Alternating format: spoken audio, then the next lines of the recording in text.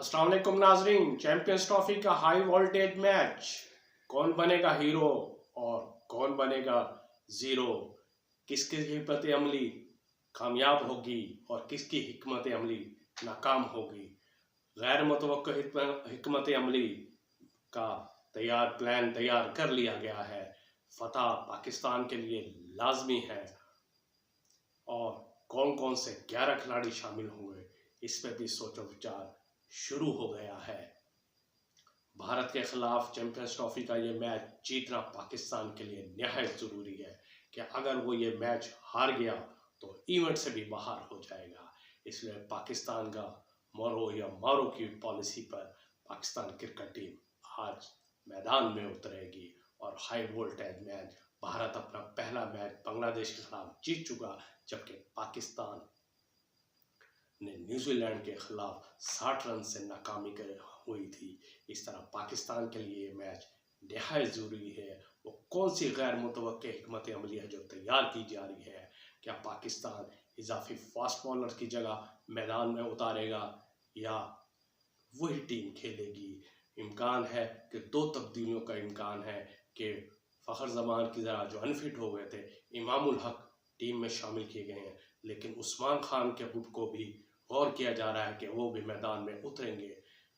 अगर उस्मान खान और इमामुल हक टीम में शामिल होते हैं तो आया क्या ओपनर इमामुल हक और उस्मान खान ही आएंगे या इमामुल हक बाबर आजम के साथ ओपनिंग करेंगे।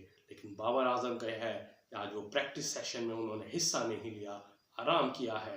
ये भी किया जा रहा है कि वो बीमार हैं और डॉक्टर ने उन्हें आराम का मशा दिया है। इस वजह से वो मुकम्मल आराम के साथ कल फिर मैदान में उतरेंगे।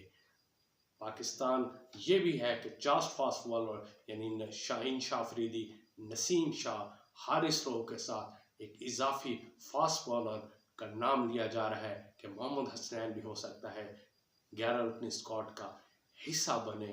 और जबकि दूसरी तरफ भारत अपनी वही टीम मैदान में उतारेगा जो कि बांग्लादेश के खिलाफ मैदान में उतरी थी। शबन गिल और रोहित शर्मा ओपनिंग करेंगे।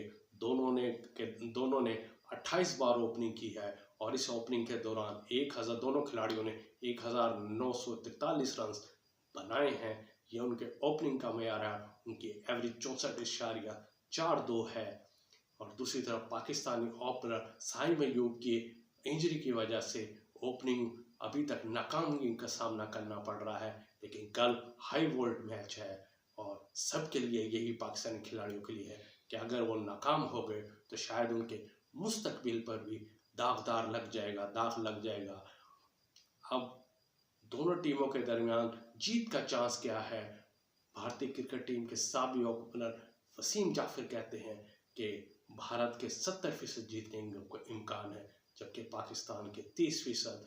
पाकिस्तान के साबिक खिलाड़ी बासित अली का कहना है कि भारत के 85% जीतने के चांस है, जबकि पाकिस्तान के 15%। कामरान अकमल पाकिस्तान क्रिकेट की टीम के साबिक विकेट कीपर के भारत के 90% चांस है और 10% पाकिस्तान के चांस है।